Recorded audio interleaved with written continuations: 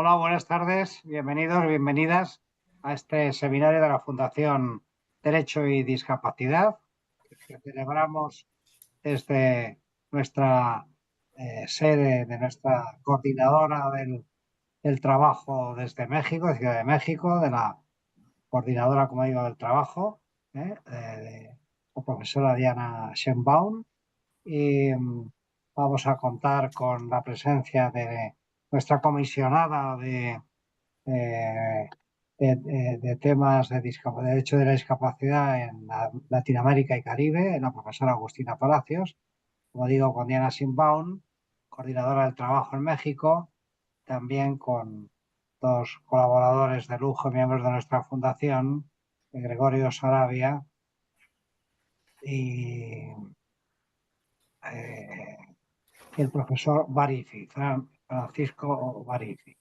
Bien, lo primero que queremos es agradecer, ya que este trabajo ha contado con el apoyo del Ministerio de Asuntos Exteriores y Unión Europea y Cooperación, la presencia del director general de Naciones Unidas, organismos internacionales y derechos humanos, el señor González de Linares, don Juan Manuel González de Linares Palau, que ha tenido la amabilidad, como signo del compromiso del Ministerio y de su dirección y del mismo, de participar en esta sesión de apertura de presentación de esta cuarta fase de nuestro estudio del medidor automático sobre el nivel de cumplimiento de los derechos humanos sobre personas con discapacidad y en particular los preceptos contenidos en los artículos 12 y 13 de la Convención sobre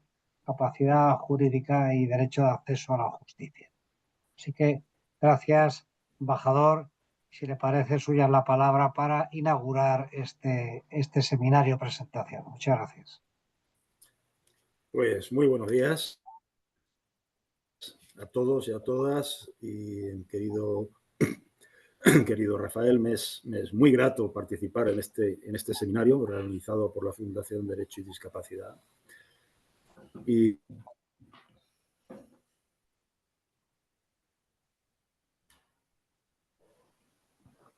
se ha quedado congelado, me parece.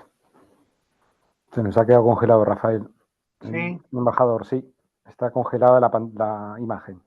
Sí, se le oía muy bajito. Sí, no sé. Sí, estaba con problemas desde el inicio. No sé si quieres que... Bueno, esperamos unos segundos y si no, seguimos adelante y vemos si puede... Sí, vamos a esperar un poco. Vale. Intenta Bien. Paula reconectar. Sí, O ahí... llamarle al teléfono. Sí. Disculpen todos ustedes, porque estos son los problemas de... Bien. Ahí ha deshabilitado la cámara el embajador, Rafael. Así que imagino... Y que ha deshabilitado la cámara, imagino que estará tratando de solucionar el problema. Cobertura solo con el audio, ¿no? Sí, probablemente. Sí, le ha ocurrido anteriormente en las pruebas y se vuelve a conectar automáticamente. Debe ser algún fallo en la red de internet.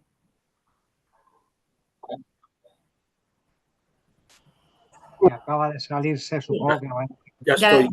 Presente. Tenemos una conexión malísima.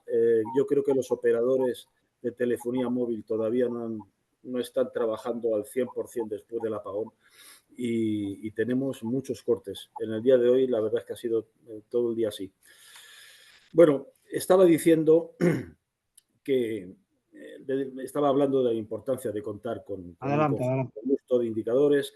Hace poco menos de un mes estuve en la tercera cumbre mundial de Berlín, en la que tuve el privilegio de participar. La declaración que aprobó el Foro Social en la cumbre dejaba bien claro que la falta de datos desagregados y la escasa adopción de herramientas dificultan todavía más la comprensión de las necesidades de las personas con discapacidad y también dificultan conocer los progresos que se hacen en materia de inclusión. Porque no solamente debemos detectar las necesidades, los obstáculos y las barreras que impiden la total integración de las personas con discapacidad, también necesitamos monitorear el cumplimiento efectivo de la normativa internacional y de las normativas nacionales, incluyendo el compromiso 15% para el 15% que adoptamos en la declaración final de la Cumbre de Berlín, la declaración Amman-Berlín. Y en esta labor de supervisión y monitoreo tiene una importancia esencial la participación y la colaboración de las organizaciones de personas con discapacidad. En la Declaración de Berlín nos comprometimos a incrementar nuestros esfuerzos por recabar datos y evidencias sobre la situación de las personas con discapacidad para poder mejorar nuestras políticas, nuestras estrategias y nuestros programas. No voy a alargarme mucho más en este punto, pero debo mencionar dos referencias a este respecto. La primera, la de la declaración o el documento de conclusiones, más bien, de la Cumbre Regional Europea que celebramos en diciembre del año pasado. En esa declaración ya se decía que hay que mejorar la recopilación de datos para que podamos aplicar políticas que estén basadas en la realidad. La segunda referencia, que creo que es mucho más interesante para este seminario, es el documento de 42 recomendaciones del llamado a la acción de la Cumbre Regional de América Latina y el Caribe, que se celebró también en diciembre del año pasado, y de la que destaco la acción 27 sobre recopilación de datos. En el llamado a la acción se destaca la necesidad de promover la inversión en iniciativas para mapear, para actualizar y monitorear datos sobre personas con discapacidad, garantizando una recopilación de datos desagregados por tipo de discapacidad, por edad, por género y también por autorreconocimiento étnico, algo que se consideraba como una estrategia clave para comprender los desafíos que enfrentan las personas con discapacidad. También el llamado a la acción resalta que fortalecer la precisión y la exhaustividad de estos datos es fundamental para permitir una asignación más efectiva de los recursos y de los presupuestos. Y por último, se destacaba que es esencial que los datos que se recojan sean lo más detallados posibles, para que así se facilite el diseño de intervenciones específicas que impacten de forma efectiva y que respondan a los requerimientos reales de las personas con discapacidad. En el caso que hoy nos ocupa, que es el proyecto Latandis, se trata de seguir desarrollando un marcador en línea del grado de cumplimiento de los derechos de las personas con discapacidad en Latinoamérica. Una herramienta digital, una herramienta accesible y que nos parece extremadamente útil, oportuna y necesaria para medir el grado de cumplimiento de la Convención en la región. Es una herramienta a la que este Ministerio, y en concreto nuestra Oficina de Derechos Humanos, llevamos contribuyendo desde ya hace tiempo como parte de nuestra labor de divulgación, de promoción y de protección de los derechos humanos. Estoy seguro de que este evento será muy provechoso para todos los que estamos participando en él y le doy mi más calurosa enhorabuena y le deseo muchos éxitos a la Fundación Derecho y Discapacidad en su labor. Muy bien, embajador, muchas gracias por sus palabras de ánimo, de apoyo, de reconocimiento que reflejan, que verbalizan el apoyo que ya hemos recibido para este proyecto desde ese ministerio, que año tras año va concediendo el apoyo que está a su alcance en cada momento para ir desarrollando estas fases que nos llevan hasta esta cuarta fase del estudio del medidor, ¿no?, sobre el cumplimiento de derechos humanos de personas con discapacidad. Gracias, embajador. Transmita nuestro agradecimiento a las instancias correspondientes del Ministerio y esperamos poder encontrarle pronto en algún otro evento y gracias por su presencia, embajador. Muy bien, pues vamos a continuar con su permiso, embajador, el programa previsto, que a partir de ahora lo va a conducir una persona a la que ya tenía yo muchas ganas de ver aquí en escena, activamente en las actividades de la Fundación. Se trata de nuestra comisionada de estudios para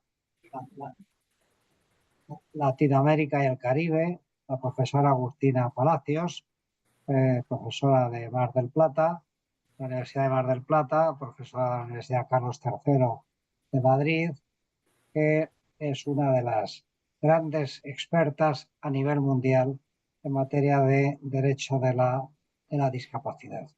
Así que bienvenida, con gran alegría de que estés aquí, y a partir de ahora te corresponderá a ti coordinar y conducir el acto en la presentación de la profesora Diana Seinbaum, así como de nuestros magníficos y extraordinarios colaboradores, Gregorio Sarabia y Fran Barín.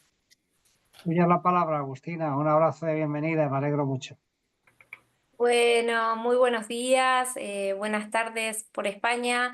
Muchas gracias, Rafael, por la presentación, y al embajador Juan Manuel González de Linares Palou por sus palabras y su apoyo, ¿no? En este proyecto que, como bien se decía, se viene desarrollando desde hace unos años, y ya hemos podido trabajar sobre un proceso que se está dando en Latinoamérica, ¿no? Un proceso de adaptación de la normativa en materia de capacidad jurídica y acceso a la justicia a la luz de la Convención Internacional sobre los Derechos de las Personas con Discapacidad. Bueno, España también obviamente se ha sumado hace unos años a este proceso, pero venimos trabajando y hemos empezado por los países de Argentina, Perú y Colombia.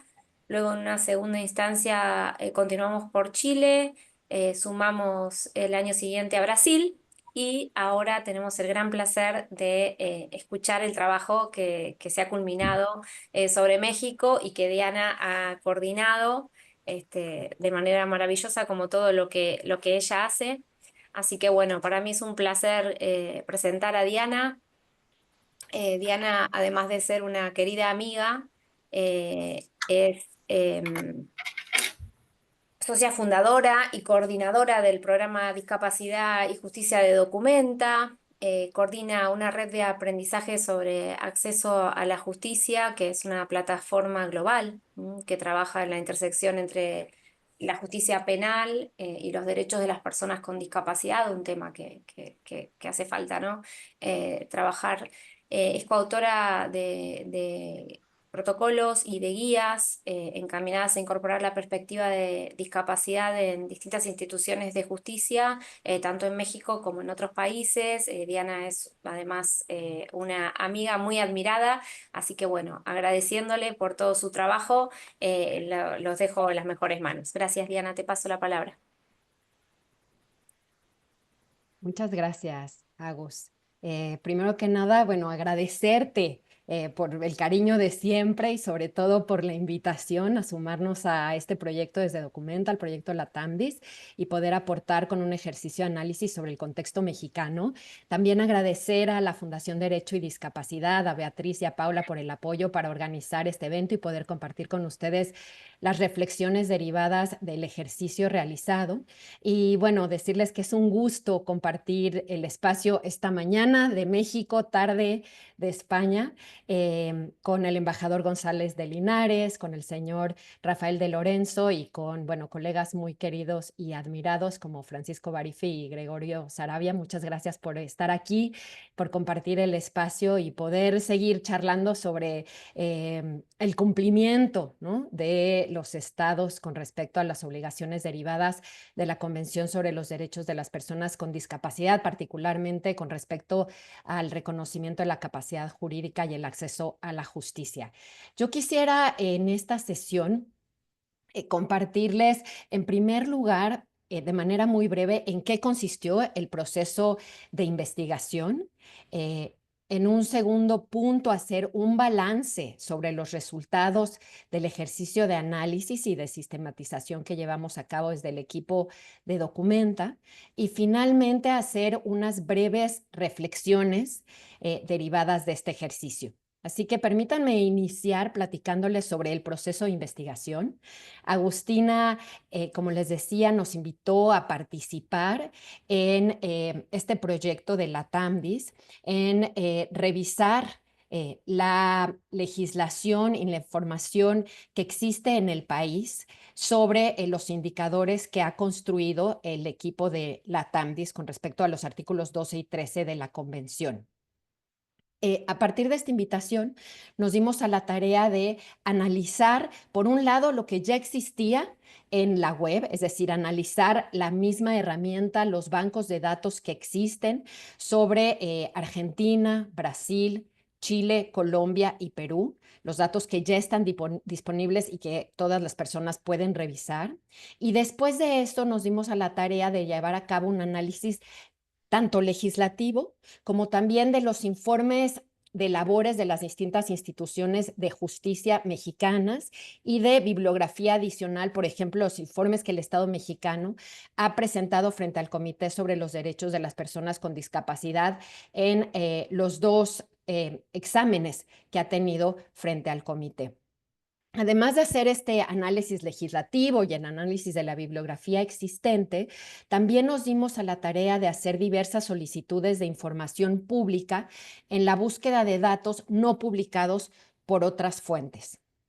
Es importante aclarar, como sucede con las bases de datos de otros países ya publicados en la página web de la TAMDIS, que el análisis del contexto mexicano, se trata de un trabajo no terminado en dos sentidos. Primero, porque hay datos que todavía no existen, ¿no? Es decir, las reformas que se han dado en el contexto mexicano son muy recientes. Y segundo, porque también se trata de datos o de información que puede ir cambiando con el tiempo, ¿cierto? Entonces, esto implicará, afortunadamente, espero, ejercicios de actualización, ¿cierto? Y de revisión de los propios indicadores, pero de la información también que en los distintos países hemos podido compilar. Déjenme pasar a la segunda parte de esta presentación, que tiene que ver con, bueno, el balance de los resultados y de lo que encontramos. No quisiera abordar todos los temas, pero sí rescatar lo que me parece más relevante del contexto mexicano. Primero, compartirles que el panorama normativo actual en México es muy distinto al de hace un par de años. Es decir, si Agustina nos hubiera invitado en el 2021, lo que hubiéramos podido compartir con ustedes sería muy diferente, dado que en México en los últimos 3 años se han dado reformas muy importantes en distintos ámbitos, entre ellos el ámbito civil, y de eso hablaré en adelante. También compartir brevemente que estas importantes reformas legislativas no necesariamente han tenido todavía un impacto en la vida de las personas con discapacidad o en la transformación de las instituciones de justicia, pero sin duda han allanado el camino para dicha transformación, y eso queda plasmado en los indicadores compartidos ya en la página de la TAMDIS. Me gustaría también decir aquí que estas reformas, las reformas al menos del contexto mexicano, han sido en gran medida posibles gracias al impulso de la sociedad civil organizada. En particular, los colectivos Decidir es mi derecho y Salud Mental con Derecho, ambos mexicanos, y la Red Latinoamericana Artículo 12 han sido plataformas catalizadoras que dan cuenta de la importancia de la solidaridad entre las organizaciones y activistas, quienes, a pesar de a veces diferencias y desencuentros, han podido trabajar en conjunto para alcanzar una meta en común, ¿no? Y esa meta en común ha sido la reforma legislativa. También han sido posibles estas reformas porque se ha sabido aprovechar ventanas de oportunidad, como la posibilidad de aliarse con algunos sectores de gobierno que se han sumado a las iniciativas de la sociedad civil, algunas veces entendiendo las implicaciones de la reforma, y debo decir que otras veces con un claro desconocimiento de lo que realmente se estaba aprobando. Desde mi perspectiva, lo que compartiré más adelante sobre el contenido de las reformas en el ámbito civil, penal y en materia de salud, no cabe duda que han sido reformas de gran calado, pero como decía, no así todavía su implementación, y esto queda claro en el ejercicio realizado. Déjeme entonces abordar primero lo que encontramos con respecto a los indicadores relacionados con el artículo 12 de la Convención, el reconocimiento de la capacidad jurídica y el derecho a decidir con apoyos. Y aquí quisiera empezar de manera cronológica, ¿no? Y referirme en particular al marco normativo. En México, en mayo del año 2022, se hace una reforma muy importante a la Ley General de Salud en materia de salud mental y adicciones.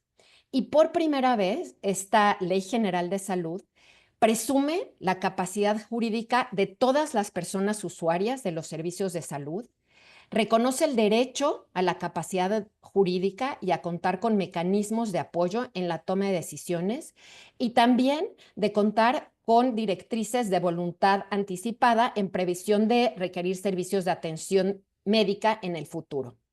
Se establece que en la manifestación de voluntad anticipada, las personas usuarias de los servicios de salud podrán establecer la forma, el alcance, la duración de los servicios de apoyo, de los sistemas de apoyo, así como el momento o las circunstancias en que su designación de apoyo surtirá eficacia.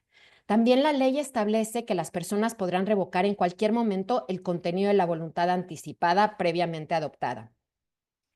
En esta reforma a la Ley General de Salud, el consentimiento informado queda como un núcleo fundamental en el cual la persona usuaria tiene el derecho no solo a conocer las implicaciones de su diagnóstico, las alternativas de tratamiento, los riesgos secundarios relacionados con cualquier opción de su diagnóstico, sino también tiene el derecho a aceptar o rechazar cualquier tratamiento en materia de salud. La Ley General de Salud prohibió los internamientos involuntarios, así como las medidas de aislamiento, contención coercitiva o cualquier práctica que constituya tratos crueles, inhumanos o degradantes. Esto fue una reforma fundamental y fue una reforma precedente a las reformas posteriores que se dieron en el ámbito civil. Como les decía, esto ocurrió en el año 2022. Un año después, en junio de 2023, en México se publica el Código Nacional de Procedimientos Civiles y Familiares. Como ustedes saben, México es una república federal y este Código Nacional reemplaza los 32 códigos procesales que existían en cada entidad federativa. La reforma, el Código Nacional de Procedimientos Civiles y Familiares derogó todas las disposiciones que establecen procedimientos de interdicción, por primera vez en la historia, y estableció que todas las personas mayores de 18 años tienen capacidad jurídica, es decir, tienen el derecho a tomar sus propias decisiones de manera autónoma. Además, estableció que todas las personas, incluidas las personas con discapacidad, tienen derecho a contar con apoyos para tomar decisiones y que ninguna persona puede ser obligada a contar con estos apoyos. Es decir, los apoyos, como lo plantea la Convención, son de naturaleza voluntaria. Además, estableció que la designación de apoyos, distinto a otras reformas que se han hecho en América Latina, que la designación de apoyos no tiene que realizarse por vía jurisdiccional. Es decir, los órganos jurisdiccionales, los jueces y las juezas civiles y familiares, en el caso mexicano, solo participarán en la designación de apoyos extraordinarios. Es decir, cuando se cumplen las siguientes circunstancias, que son 3. Por un lado, que no sea posible conocer la voluntad y preferencias de la persona por ningún medio, modo o formato de comunicación, que se encuentren en riesgo la salvaguarda de sus derechos, su patrimonio, su vida o su integridad personal, y finalmente que se hayan realizado todos los esfuerzos reales, considerables y pertinentes, incluida la implementación de ajustes razonables para que la persona pueda manifestar su voluntad y preferencias. En caso de que se cumplan estas 3 condiciones, es decir, que nos encontremos en un caso extraordinario, solo en estas circunstancias, exclusivamente los órganos jurisdiccionales podrán designar apoyos para el ejercicio de la capacidad jurídica. Esto fue, como podrán ver, un hito histórico, ¿no?, en el reconocimiento de la capacidad jurídica de las personas con discapacidad en México. Ahora, con la publicación del código en 2023, las 32 entidades del país están obligadas a hacer una normalización de sus códigos sustantivos, es decir, de sus códigos civiles y familiares. Y tienen como fecha límite para hacerlo en abril de 2027. En la Ciudad de México, el Poder Judicial en el 2024 publicó ya su reforma al Código Civil. Y esta reforma nuevamente es histórica en el sentido de que hoy en día el Código Civil de la Ciudad de México, armonizado con el Código Nacional, nuevamente reconoce de manera plena la capacidad jurídica de todas las personas, incluidas las personas con discapacidad, y el derecho a contar con apoyos, y establece las vías de designación de estos apoyos, que serán, existen dos alternativas según la legislación, por vía notarial o a través de un contrato entre particulares. Esto con respecto a los avances en materia de capacidad jurídica. Ahora, sobre las deudas pendientes, y quisiera rescatar al menos solo una, debo mencionar que en México, y aquí permítanme incluir a varios países de la región, siguen existiendo en el ámbito penal figuras como la figura de inimputabilidad y en particular las medidas de seguridad para inimputables o el tratamiento para inimputables que constituyen una violación al derecho a ser reconocidos como iguales ante la ley, ¿no? Documenta, como tal vez algunos de ustedes sepan, representó el caso Arturo Medina Vela frente al Comité de los Derechos sobre las Personas con Discapacidad, y este caso refleja muy claramente cómo la figura de la inimputabilidad implica una violación al artículo 12 de la Convención.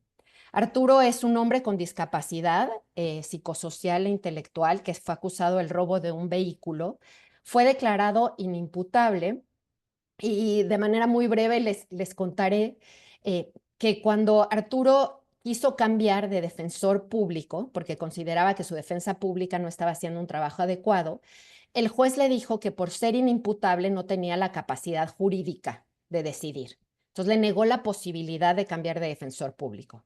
En ese momento la madre de Arturo hizo la misma petición, le pidió al juez que removiera al defensor actual y que pudieran sustituirlo por otro defensor, y el juez le contestó que dado que Arturo no había pasado por un proceso de interdicción, la madre no era su tutora oficial y la madre no tenía la capacidad de designar un defensor en nombre de Arturo. Entonces, como ustedes pueden ver, se dejó a Arturo en un estado de indefensión absoluto, ¿cierto? Y esto es algo que sigue ocurriendo en los casos penales en los cuales se encuentran involucradas personas con discapacidad que son declaradas inimputables. Así que, como podrán ver, bueno, existen avances muy importantes en materia del marco normativo mexicano, pero todavía deudas pendientes con respecto a ciertos ámbitos como el ámbito penal. Con respecto a los indicadores de proceso y de resultados construidos por el equipo de la TAMDIS, debo decir que estos, sin lugar a dudas, representan un reto, tomando en consideración que las instituciones de justicia históricamente han invisibilizado a las personas con discapacidad. Yo he escuchado varias veces decir que lo que no se cuenta no se ve, y es claro que en México hasta hace muy poco las personas con discapacidad no eran incluidas en el registro y sistematización de datos gubernamentales. Los indicadores de proceso incluyen, por ejemplo, datos sobre el número de solicitudes de ajustes de procedimiento en los procesos de restablecimiento de la capacidad jurídica, o, por ejemplo, el número de personas con discapacidad con su capacidad jurídica restringida que han sido informadas sobre la posibilidad de restablecer su capacidad jurídica, o el incremento porcentual del número de personas con discapacidad que han restablecido su capacidad jurídica, ¿no? Estos son algunos de los indicadores que están incluidos en la herramienta de la TAMDIS, pero lo que nos hemos dado cuenta a través de este ejercicio es que en México no existe esta información. Es decir, las instituciones de justicia todavía no incluyen la variable de discapacidad en sus datos, y dado también que la reforma es muy reciente, no se tiene todavía información sobre en qué medida se han hecho solicitudes o peticiones sobre el restablecimiento de la capacidad jurídica. Esperamos que esto sea algo que cambie con el tiempo, pero obviamente es necesario que exista una exigencia de parte de sociedad civil con respecto a la necesidad de sistematizar y registrar estos datos. Pasando ahora al artículo 13 sobre el acceso a la justicia de las personas con discapacidad, encontramos nuevamente que en México hay legislación procesal nacional que establece que las personas con discapacidad pueden actuar en los procesos judiciales en igualdad de condiciones que las demás personas. Y aquí déjenme iniciar por una legislación del 2014, el Código Nacional de Procedimientos Penales, que plantea como un principio rector del sistema de justicia la igualdad entre la ley de las partes y establece de manera particular y específica que cuando se encuentra involucrada una persona con discapacidad en un proceso penal, ya sea como víctima, como testigo o como imputada, las autoridades jurisdiccionales tienen la obligación de implementar ajustes de procedimiento, ¿no? Es decir, queda la obligación plasmada de la implementación de ajustes de procedimiento en casos de personas con discapacidad que participen en procesos penales.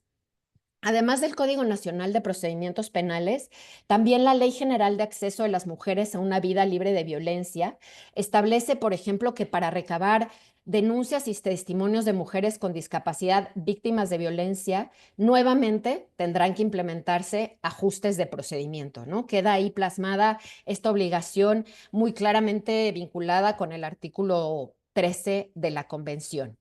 Y el Código Nacional de Procedimientos Civiles y Familiares, al cual me he referido en la sección anterior, también establece que en los asuntos de orden familiar y civil, la autoridad jurisdiccional tiene la obligación de proveer ajustes de procedimiento. Además de esto, el Código Civil y Familiar también establece diversas medidas de accesibilidad, como por ejemplo, la obligación de contar con intérpretes de lengua de señas mexicana cuando se refieran, de contar con sentencias en formato de lectura fácil cuando se encuentra involucrada en un proceso una persona con discapacidad intelectual, la posibilidad de imprimir en los expedientes la huella digital cuando la persona no tenga la posibilidad de hacer una firma autógrafa, entre muchas otras medidas de accesibilidad que ya están contenidas en el Código Nacional de Procedimientos Civiles y Familiares.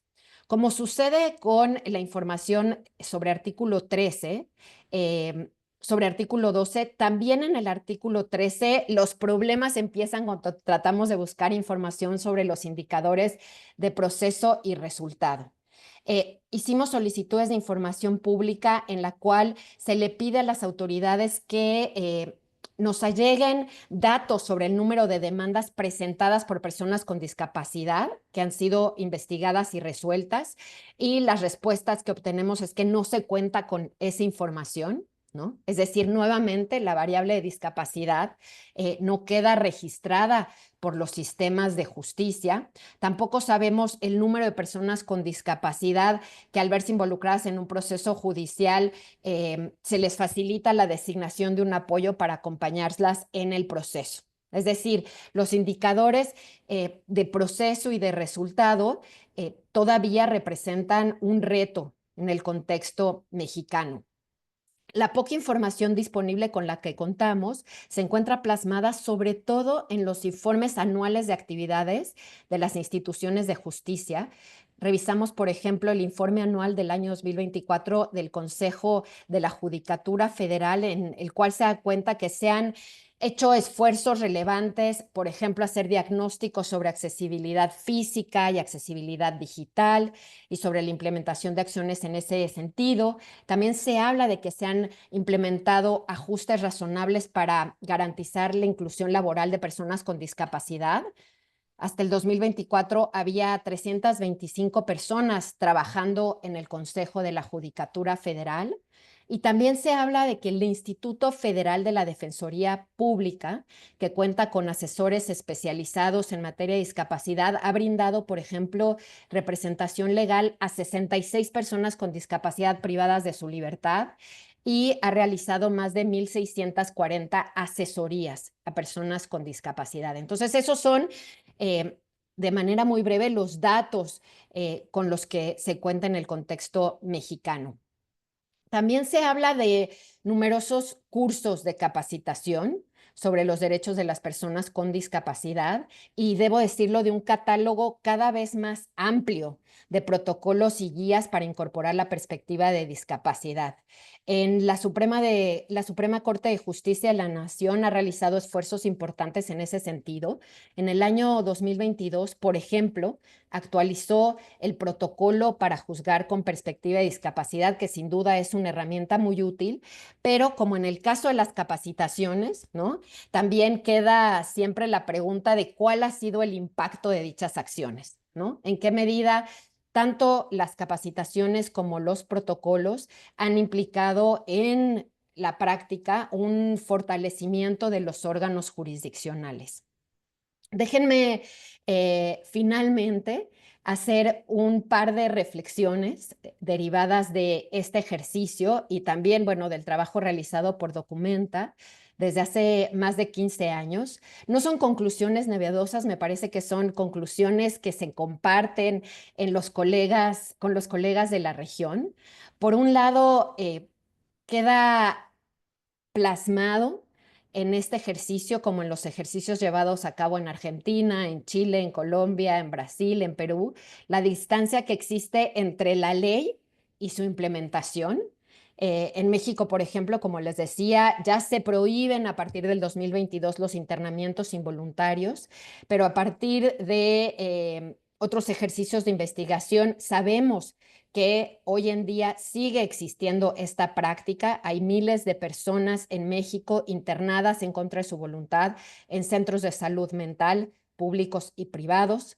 Sabemos, a pesar de la publicación del Código Nacional de Procedimientos Civiles y Familiares, que en los juzgados locales del país se siguen llevando a cabo procesos de designación de tutoras y tutores, es decir, siguen existiendo los juicios de interdicción. Y también, a pesar de que en el 2014 el Código Nacional de Procedimientos Penales planteó como una obligación el hecho de que los órganos jurisdiccionales implementaran ajustes de procedimiento, en Documenta hemos acompañado decenas de casos en los cuales las personas con discapacidad, particularmente intelectual y psicosocial, son acusadas de la comisión de un delito y no cuentan con ningún apoyo o no se realiza ningún ajuste en sus procesos penales. Entonces, esto nos da cuenta de que, sin lugar a dudas, en México hemos logrado consolidar un marco normativo importante que representa un avance en el cumplimiento sobre los derechos de las personas con discapacidad, pero que es necesario invertir y exigir la implementación de estas normativas.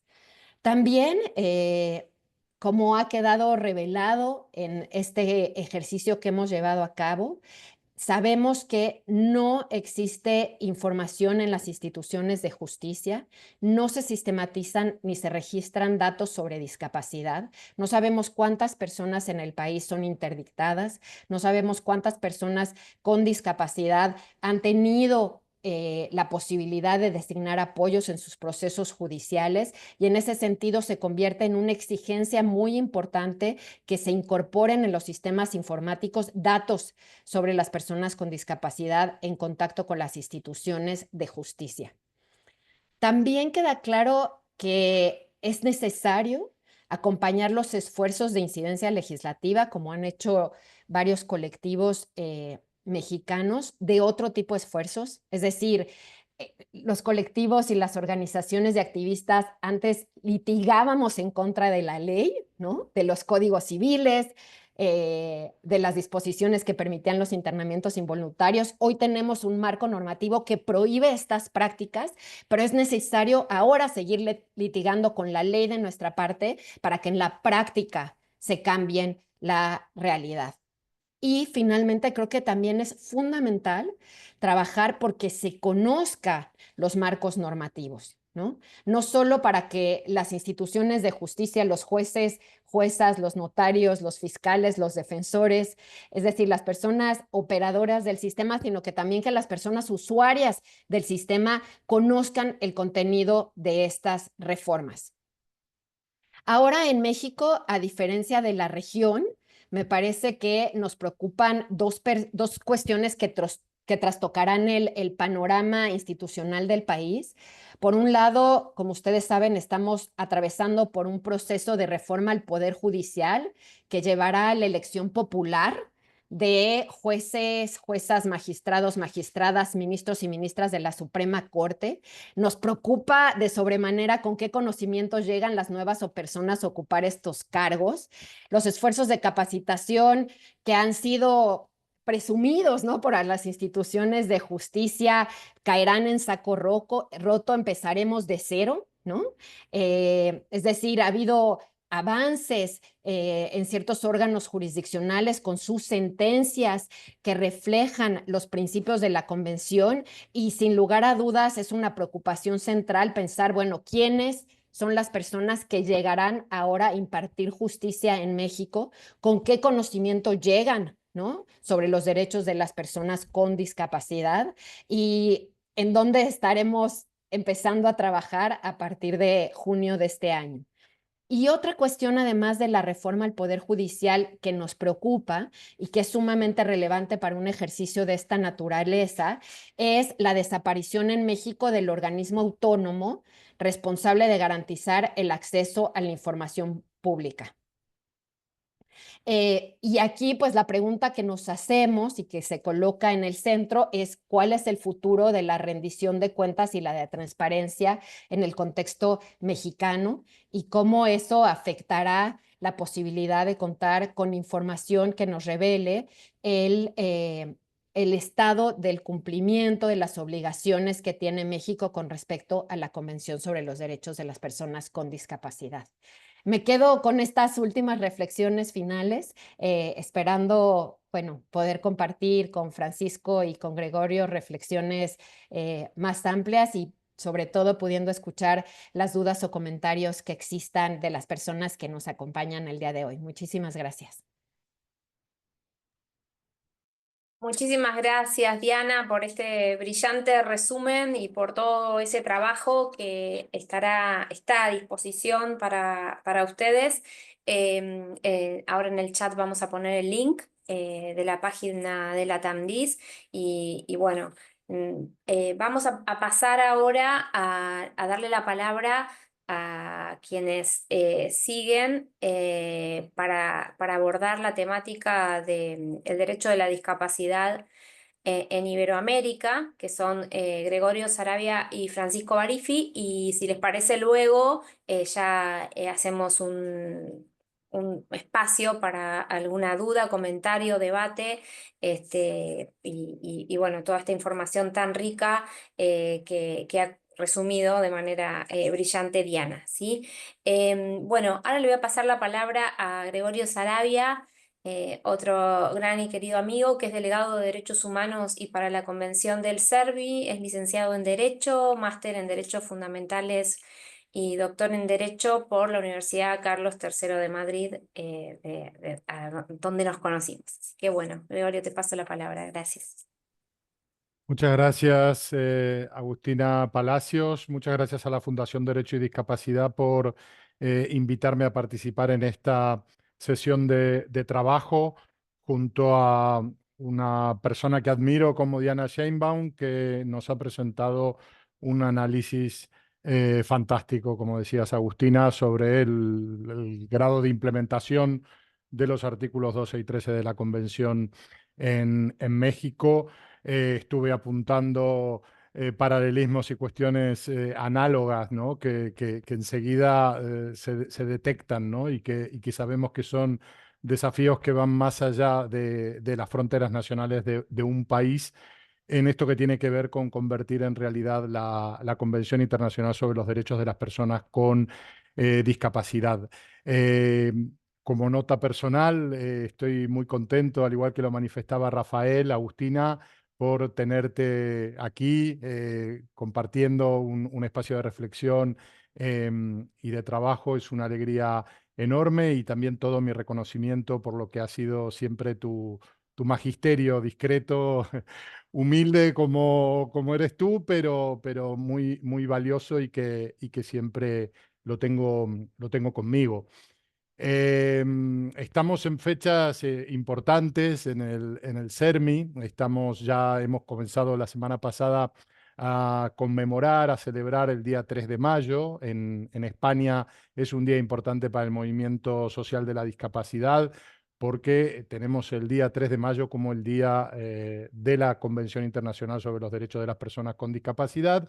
Y es también un momento en el que el CERMI, como mecanismo independiente de seguimiento de la Convención, como mecanismo dentro de la sociedad civil, sin perjuicio de las funciones que cumple la institución del Defensor del Pueblo, pues hace balance, ¿no? Hace balance de los claroscuros, de los cumplimientos, pero también de las vulneraciones y de los avances, pero también de los retrocesos que se verifican, en este caso, a lo largo de todo el 2024. Estamos presentando los resultados mañana en un acto que celebraremos en Servimedia, la agencia de noticias especializada en cuestiones del ámbito social y me disculparéis el momento publicitario, la cuña publicitaria, pero creo que tiene que ver con lo que nos convoca, ¿no? En esta tarde y que tiene que ver con reflexionar sobre la importancia de comparar datos, ¿no? Sobre el derecho de la discapacidad a nivel iberoamericano y en esta tarea de comparar datos sobre el derecho de la discapacidad a nivel iberoamericano, creo que no estamos solo ante un ejercicio académico de índole estadística, de índole también reflexiva, sino que también tenemos una herramienta, ¿no? Y la TAMDIS viene demostrando eso, ¿no? Ya en esta cuarta fase del proyecto viene demostrando que es una herramienta esencial para avanzar en lo que a todas y todos nos interesa, que tiene que ver con la garantía de los derechos humanos para las personas con discapacidad. Y en este sentido me gustaría resaltar la labor de una fundación como es la Fundación Derecho y Discapacidad, que viene evidenciando, ¿no? Ya desde hace muchos años cómo el derecho concebido, ¿no? Con un enfoque de derechos humanos, con un enfoque humanista, con un enfoque inclusivo, puede ser y es un instrumento de transformación social. En el contexto iberoamericano, también en las conversaciones que mantengo con Rafael de Lorenzo, con el propio Francisco Barifi, vamos detectando que conviven múltiples realidades jurídicas, económicas, culturales, también, por supuesto, en el ámbito del derecho de la discapacidad y que, por lo tanto, el análisis comparado nos sirve para identificar, por ejemplo, buenas prácticas como las que traía Diana a colación en estos pasos, ¿no? que nos contaba que México viene dando con mayor intensidad en estos últimos años, también para detectar brechas, ¿no? Lo decía al comienzo de mi intervención, hay brechas que encontramos, una de ellas la apuntaba Diana, que tienen que ver con la eficacia, ¿no? Por ejemplo, del derecho. Eso es una brecha con la que también tenemos que lidiar, desde luego, en España y en otros países de Iberoamérica, ¿no? Donde una cosa es lo que dice la legislación, que incluso puede estar en comunión con los mandatos, con los principios, el espíritu de la propia convención, y sin embargo no se llega a ver en la realidad de las personas con discapacidad todo aquello que está reconocido en el papel, ¿no? Como siempre suele decir Rafael de Lorenzo, se trata, ¿no? de pasar de los derechos a los hechos, ¿no? Y este pasaje nunca es fácil, nunca es pacífico y siempre requiere de unas fuerzas suplementarias por parte de todo el movimiento social de la discapacidad, que es al final quienes van apuntalando muchos de los logros de los que luego se beneficia también toda la sociedad, ¿no? Cuando vivimos en una sociedad más inclusiva, no solo se está beneficiando a las personas con discapacidad, sino que se está beneficiando a toda la sociedad. Y por lo tanto, este enfoque que busca fortalecer la exigibilidad de los derechos, yo creo, y me gustaría insistir en esta idea, que trasciende las fronteras nacionales y que por lo tanto, desde la Fundación Derecho y Discapacidad, que siempre ha tenido una vocación iberoamericanista, si me permitís la expresión, pues yo creo que esto es un acierto, ¿no? Ya se han superado aquellos tiempos en los cuales España podía mirar por encima del hombro a América Latina. Esto, bueno, podían ser resabios de antiguos gestos que no se corresponden con una realidad en la cual en un pie de igualdad distintos países, distintas tradiciones, distintos sistemas jurídicos comparten información, como decía, comparten el análisis de buenas prácticas e identifican también problemas en común, retos en común. Por lo tanto, aquí nos encontramos ante una instancia de aprendizaje mutuo en la cual salimos beneficiadas todas y todos. Además de comparar datos jurídicos, sociales y políticos en torno a la discapacidad, yo creo que una herramienta como la de la TAMDIS permite también visibilizar situaciones de discriminación estructural. Me permito apuntar una que estoy seguro que puede ser analizada luego si tenemos tiempo y que tiene que ver, por supuesto, con la situación en la que se encuentran las mujeres y las niñas con discapacidad. En este sentido, siempre creo que es oportuno comentar esto, ¿no? No podemos hacer un enfoque de derechos humanos que no tenga una mirada en relación con género y discapacidad. A su vez, considero también que se revelan también como injustas determinadas cuestiones que están dentro de sistemas que sabemos que son sistemas democráticos, sistemas basados en estados de derecho, pero muchas veces en contextos donde todas las cuestiones que tienen que ver con el desarrollo social o con la falta del desarrollo social, pues sume a las personas con discapacidad en una situación de pobreza, ¿no? Y esta cuestión también hay que tenerla muy en cuenta, creo, a la hora de ver, ¿no?, cuáles son los retos y las cuestiones que tienen que ver con la discriminación estructural.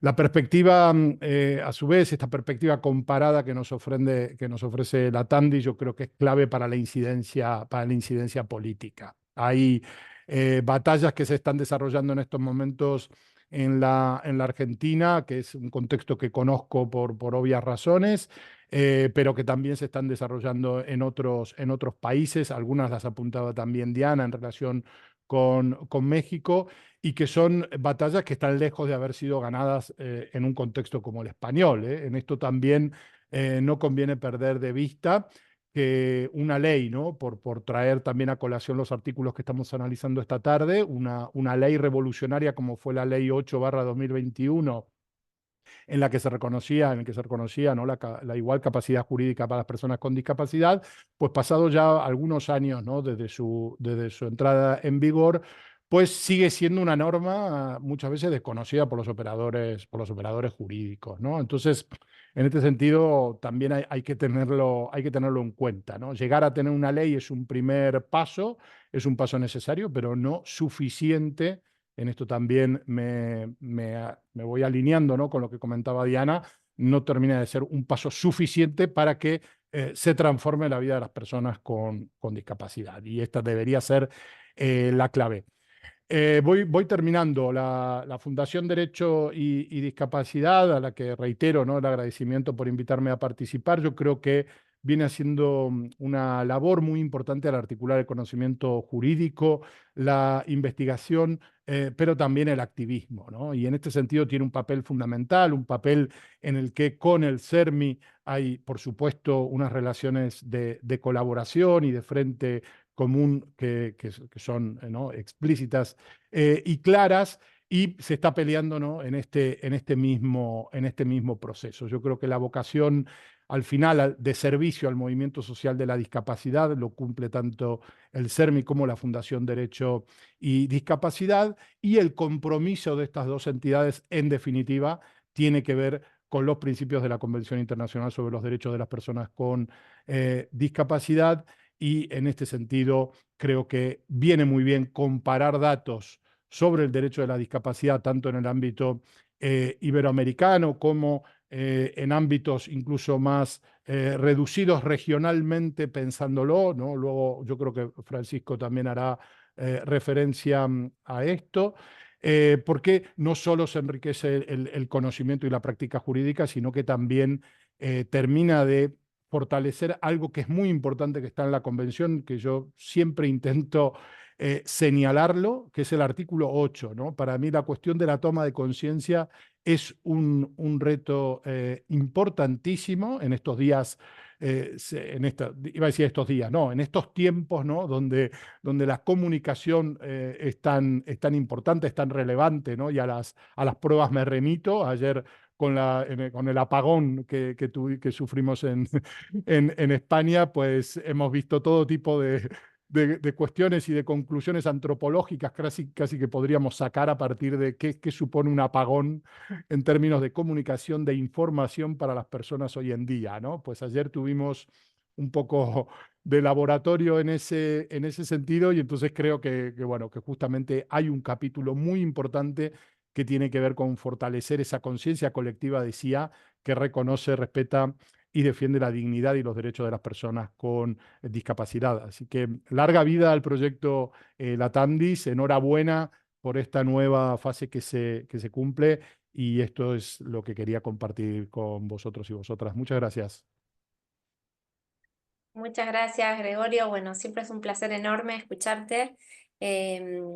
Voy a pasar ahora, antes de pasar la palabra a Francisco Barifi, voy a comentarles que ahora en el chat van a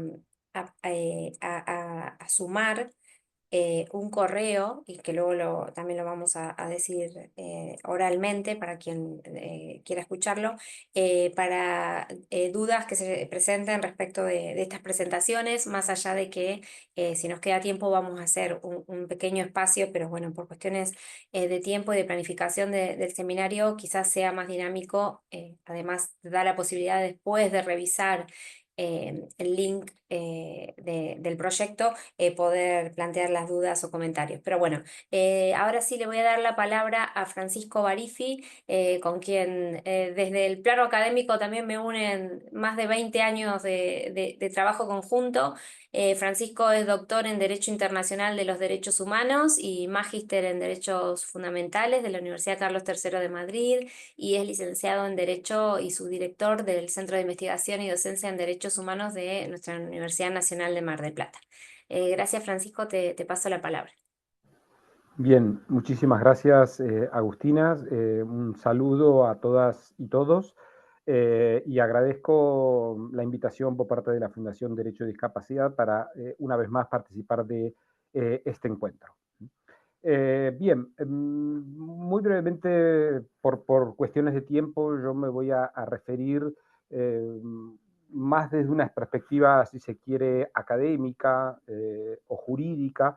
¿Qué es esto del derecho de la discapacidad en Iberoamérica, ¿no? ¿De dónde viene un poco esta idea, ¿no? Y que gira, obviamente, como dice su palabra, en este enfoque del derecho de la discapacidad?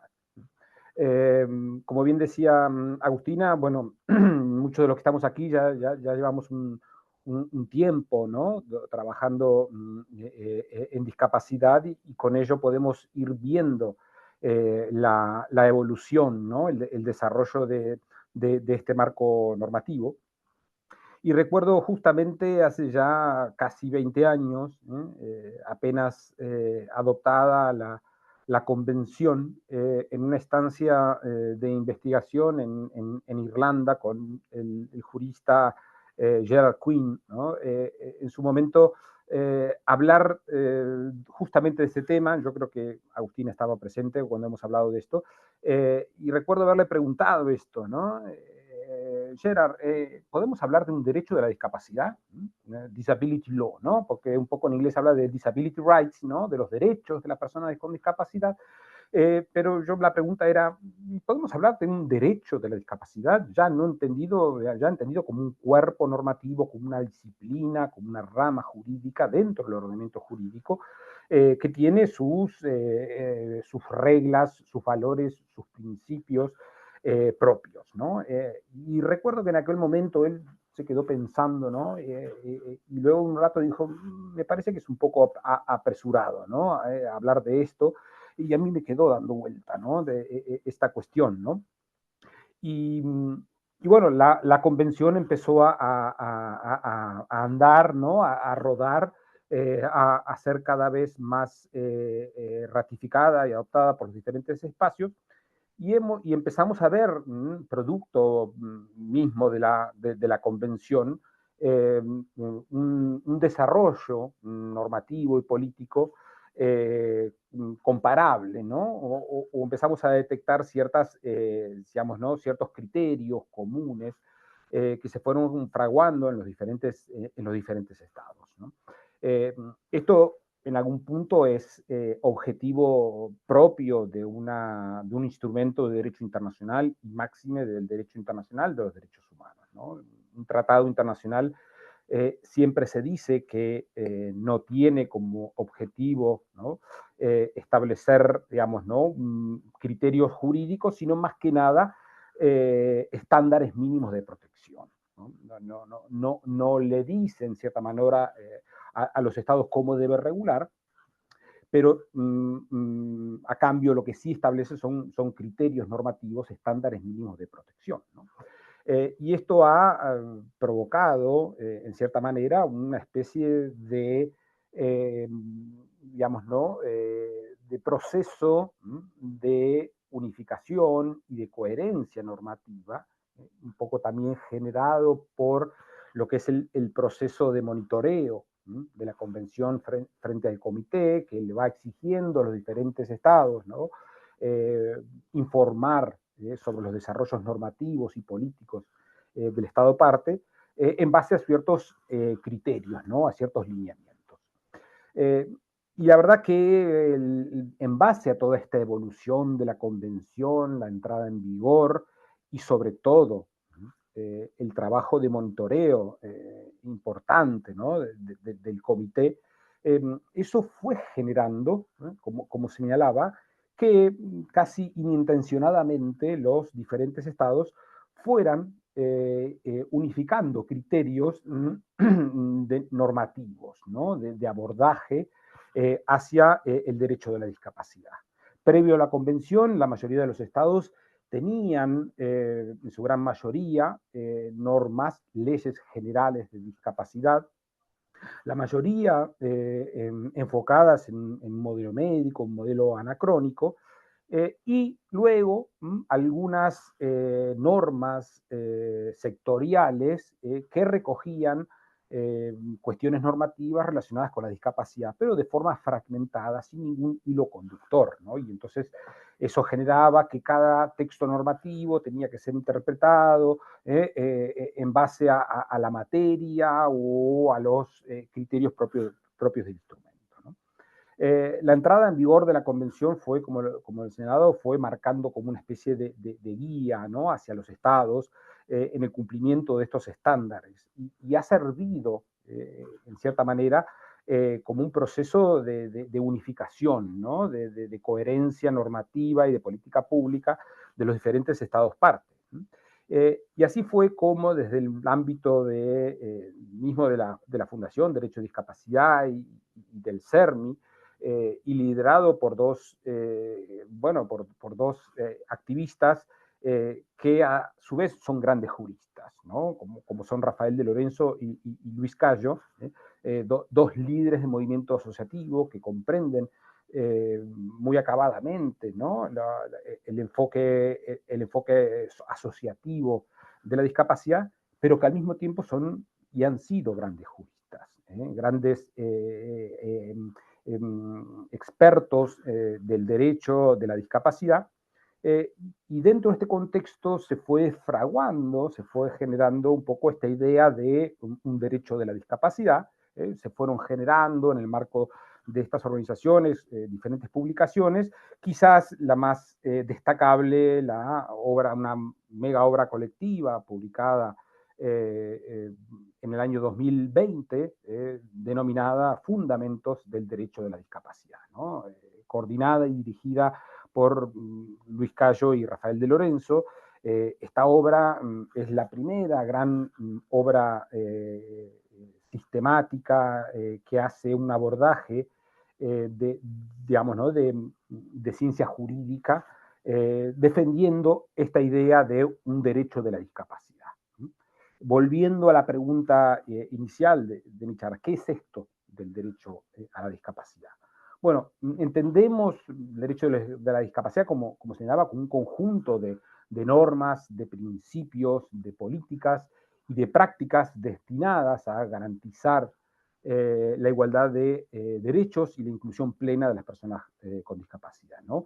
Entendemos aquí ya no como un conjunto de normas de forma aislada, sino un conjunto de normas sistematizadas, unificadas bajo un criterio de interpretación jurídico propio.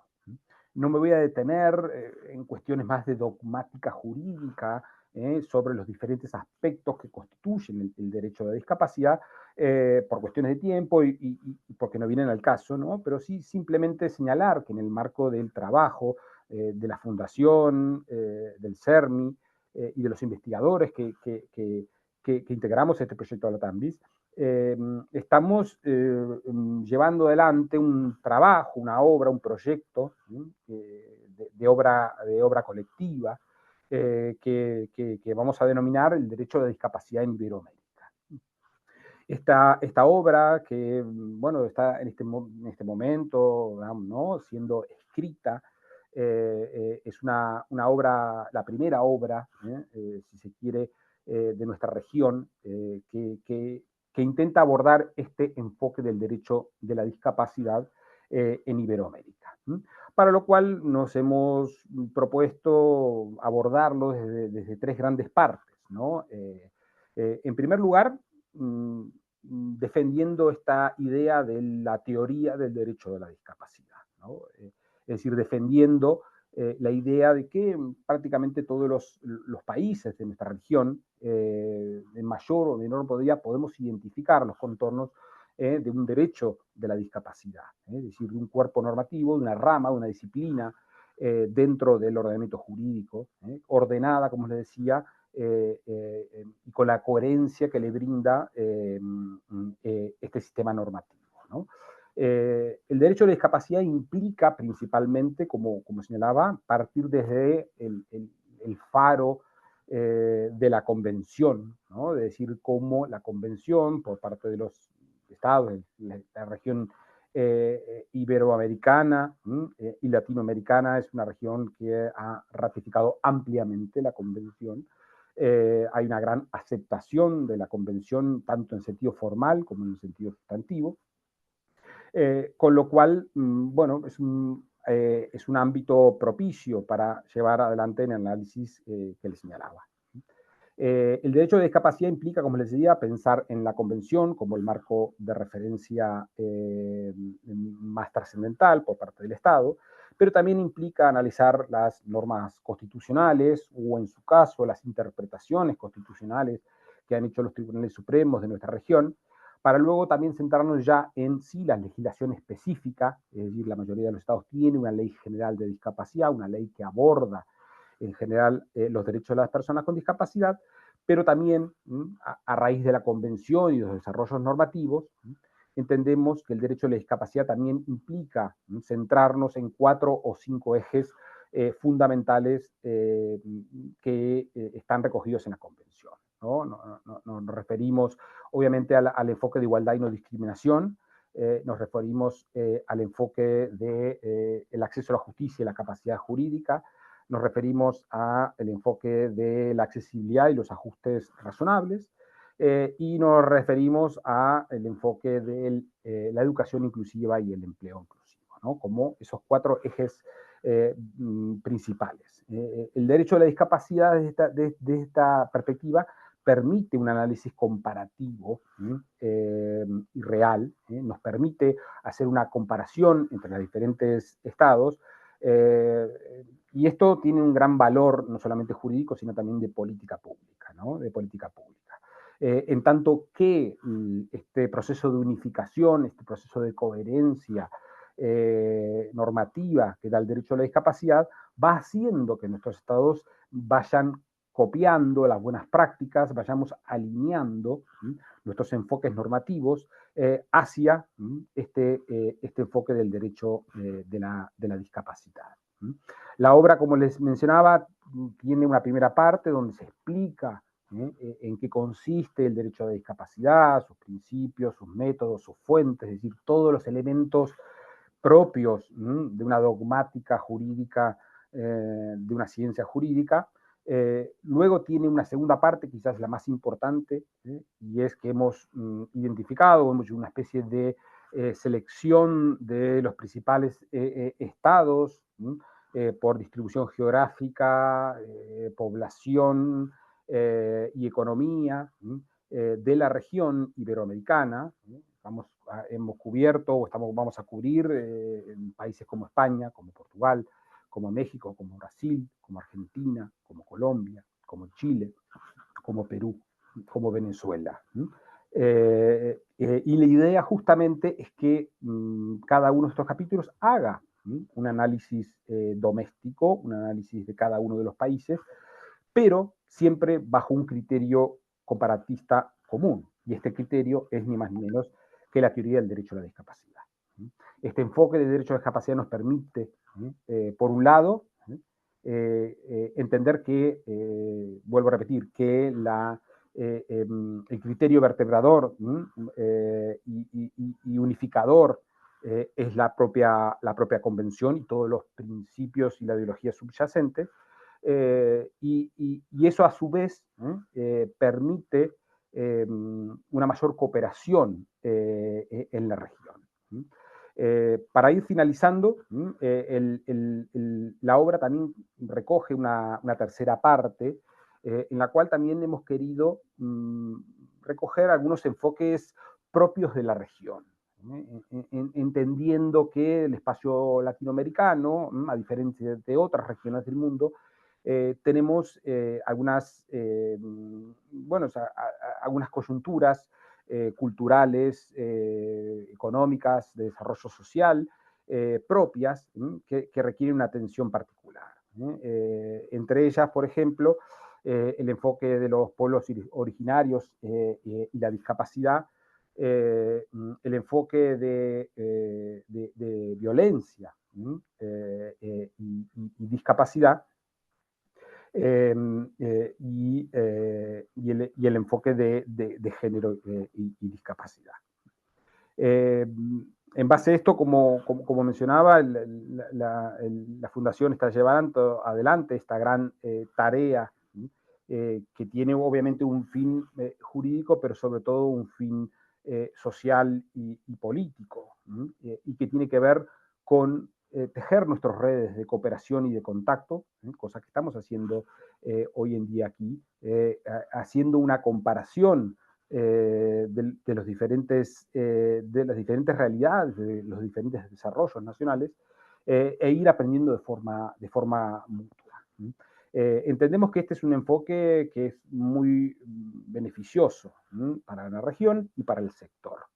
Y no es casualidad, y con esto voy a ir cerrando, no es casualidad que el espacio iberoamericano, en términos de desarrollo de la propia convención a nivel nacional, sea uno de los líderes mundiales.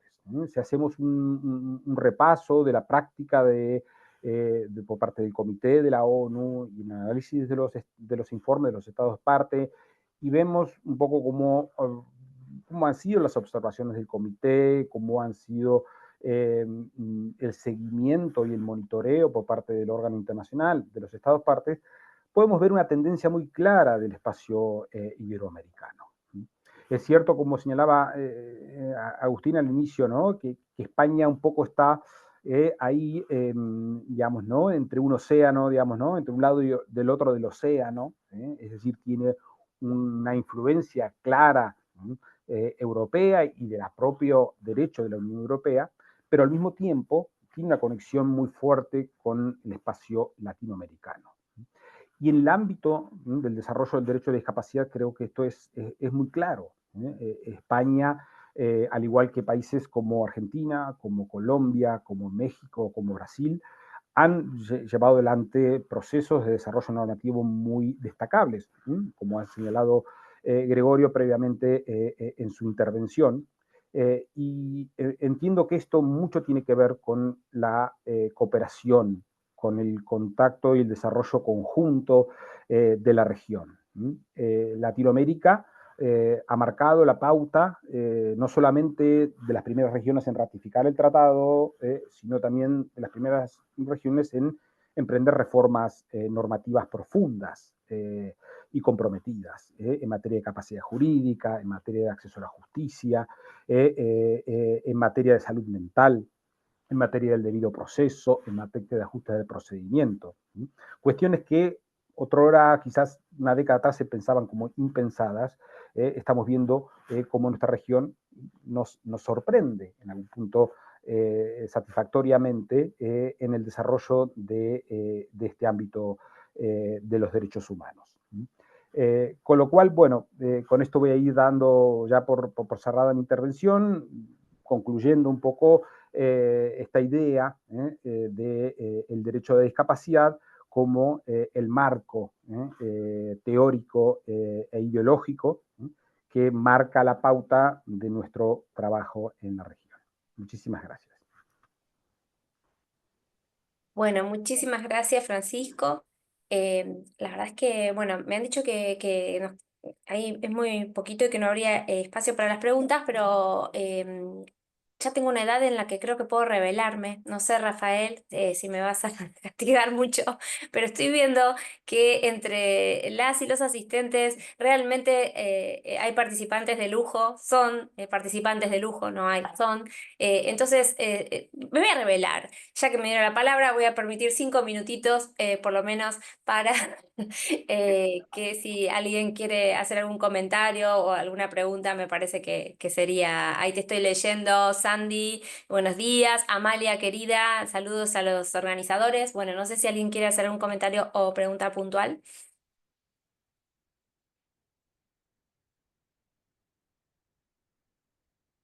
¿Tienes la batuta, Agustina? Bueno, gracias, Rafael.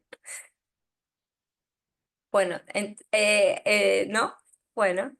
Si es así, y no hay comentarios ni preguntas puntuales, sí les quiero agradecer muchísimo a las participantes, los participantes, y creo que como cierre, bueno, hay cuestiones que lamentablemente se repiten, esta distancia entre las leyes y la realidad, ¿no? Esta necesidad de visibilizar datos para que se tomen como parte de la realidad.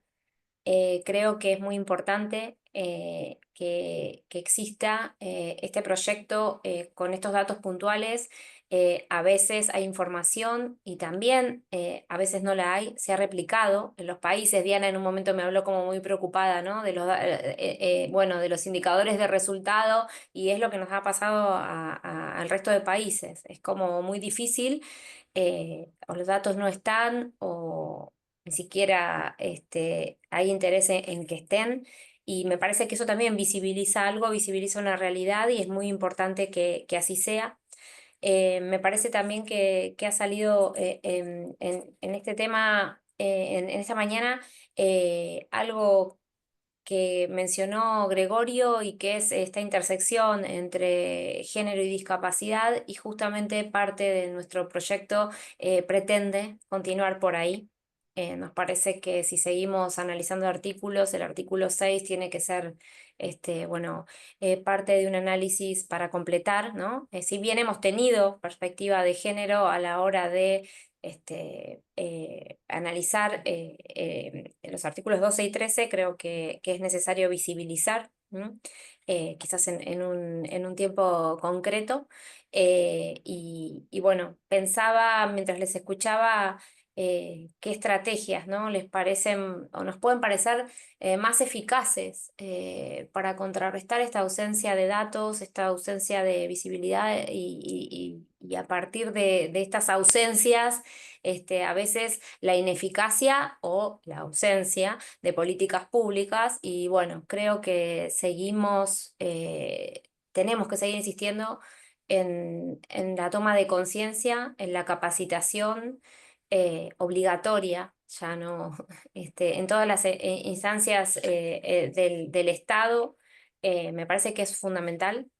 para quienes no son de Argentina, que la mayoría no lo son, y no sé si esto se replica en otros lugares, pero bueno, aquí existe en materia de género una ley que se llama Ley Micaela, que obliga a todas las personas que en cualquier ámbito de la administración pública al que se les ocurra, cualquier instancia, cualquier instancia de la administración pública que ocupen cualquier cargo, tiene que tener una capacitación obligatoria en materia de género.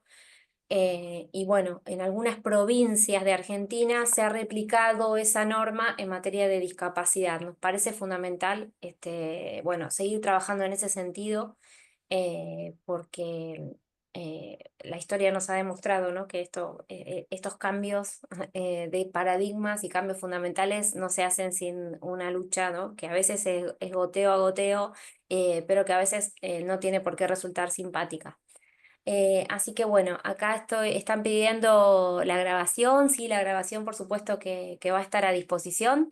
Hemos dejado, voy a leer para quienes, por cuestiones de accesibilidad. Ah, perdón, creo que acá Ana hizo un comentario, lo voy a leer. Eh, en un país como Argentina, donde estamos en plena regresividad en materia de discapacidad, es muy difícil pensar en qué lugar pararse para denunciar. Sí, Ana, por otro lado estoy segura que lo vas a encontrar, pero porque te conozco y porque conozco a Reddy, pero sí, es el contexto más difícil que podríamos haber pensado, con una necesidad de declarar la emergencia en cuanto a la política pública de discapacidad. Hay proyectos en ese sentido y sí, cuesta mucho pensar, pero creo que siempre hay lugares para denunciar y que es un momento donde no hay que bajar los brazos. Hilda también, lo avanzado se siente en un periodo de retroceso. Perdón que no sé cómo leer esto. Acá, sí, nos pide las grabaciones, básicamente. Y se responde que la grabación estará próximamente disponible en el canal de YouTube de la Fundación, en un link que es www.youtube.com, Fundación Derecho y Discapacidad, ¿sí? Bueno, quedamos, la mayoría creo que nos conocemos, así que quedamos absolutamente a absoluta disposición. Saludan desde Uruguay también. Mando un abrazo y un agradecimiento muy fuerte a todas las personas que participaron, ya sea como panelistas, como también como asistentes. Mil gracias por su atención y seguimos trabajando. Permíteme, Agustina, un segundito. Sí, por supuesto. Sí. Gracias por la dirección de la sesión. Sí, ya os han escrito que efectivamente estará en YouTube y se os enviará por correo electrónico la sesión. Quería solamente aprovechar para unirme al agradecimiento primero a Agustina y a todos los participantes, decirles que la Fundación Derecho y Discapacidad organiza su quinto Congreso Internacional de Derecho y Discapacidad, ahora del 21 al 24 de mayo, prácticamente dentro de 3 semanas. Yo no sé si, Paula, puedes poner ahí en imagen una dirección a la que pueden escribir para conocer el programa y si alguien quiere inscribirse, sepan que vamos a hacer un congreso, en este caso monográfico, sobre discapacidad y salud mental, que es un tema de gran importancia que asola a la sociedad y que es algo que también tenemos planificado repetir en un seminario en Monterrey allá para el otoño, de lo que les informaremos oportunamente. En fin, yo no sé si Juan Manuel González sigues en línea, embajador. He visto que se te cortaba y volvías a entrar. ¿Estás en línea? Está muteado, perdón. Está Juan Manuel. Está con el mute. Bueno, bien. Pues nada, solamente quería daros esta información, agradecer a todos y cierra tú, Agustina, por favor. No, bueno, simplemente agradecerles y abogar porque sigamos, ¿no? Por este compromiso hoy que hace falta, creo que es a nivel mundial, más allá del contexto que se habló de Argentina, que sigamos caminando, ¿no? Hacia ese faro. La convención nos ilumina en ese sentido, es una herramienta jurídica, pero yo siempre digo que también es una bandera y un faro y bueno, hacia allí seguimos, sobre todo en esta cercanía al 3 de mayo, como decía Gregorio. Muchas gracias por la participación y por la confianza, Rafael. Y bueno, nada, Pero gracias, Agustina, seguimos gracias al trabajando. trabajo de Paula Pérez y Beatriz de Miguel, que son las artífices de todo esto. Exacto, muchas gracias Paula, Beatriz y las intérpretes de lengua de señas que han permitido estas condiciones de accesibilidad. Hasta pronto. Buenos días, Gracias. México. Gracias. Buenas tardes, España. Adiós a todas y todos. Gracias. Adiós.